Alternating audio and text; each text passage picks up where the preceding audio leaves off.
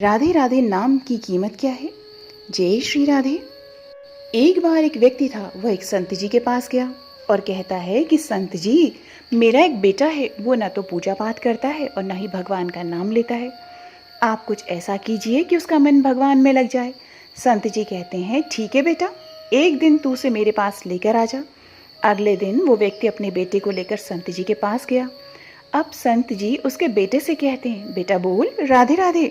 बेटा कहते हैं, मैं क्यों कहूँ? संत जी कहते हैं, बेटा बोल राधे राधे।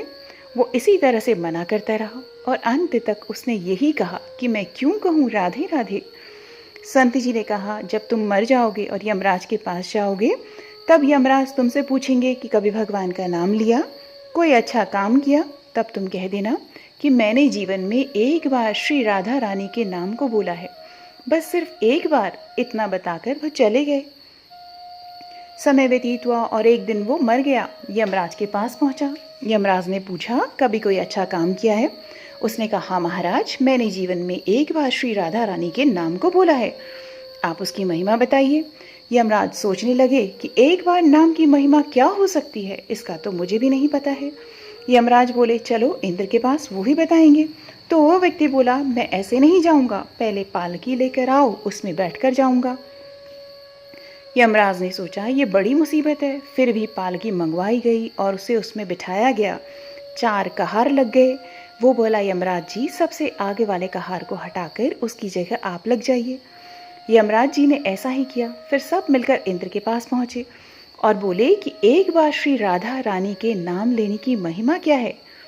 इंद्र बोले, महिमा तो बहुत है, पर क्या है ये तो मुझे भी नहीं मालूम। बोले कि चलो ब्रह्मा जी को पता होगा और वो ही बताएंगे।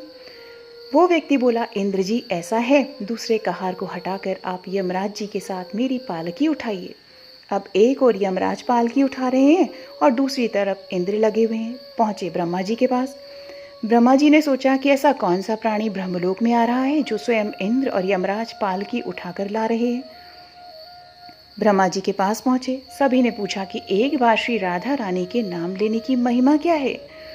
ब्रह्मा जी बोले, महिमा तो बहुत है, पर वास्तविकता क्या है ये तो मुझे भी नहीं पता है, लेकिन हाँ, भगवान शिव शंकर जी को जरूर पता होगा।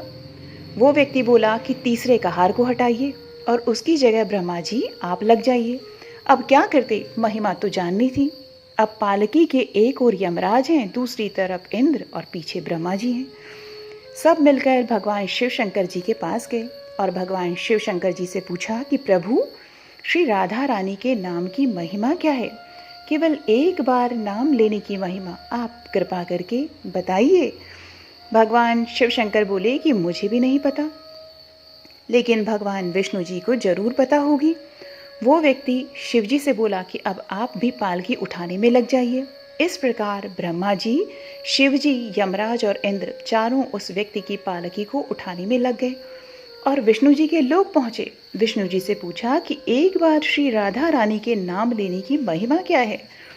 विष्णु जी बोले, अरे, जिसकी पालकी को स्वयं मृत्यु का राजा यमराज, स्वर्ग का राजा इंद्र, ब्रह्मलोक के राजा ब्रह्मा जी और साक्षात भगवान शिव शंकर उठा रहे हों, इससे बड़ी महिमा क्या होगी?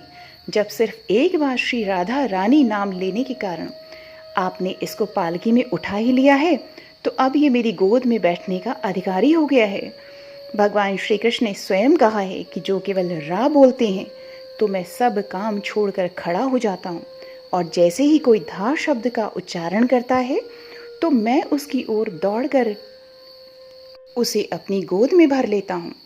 तो प्रेम से सभी बोलिए, राधे राधे, जय श्री कृष्ण।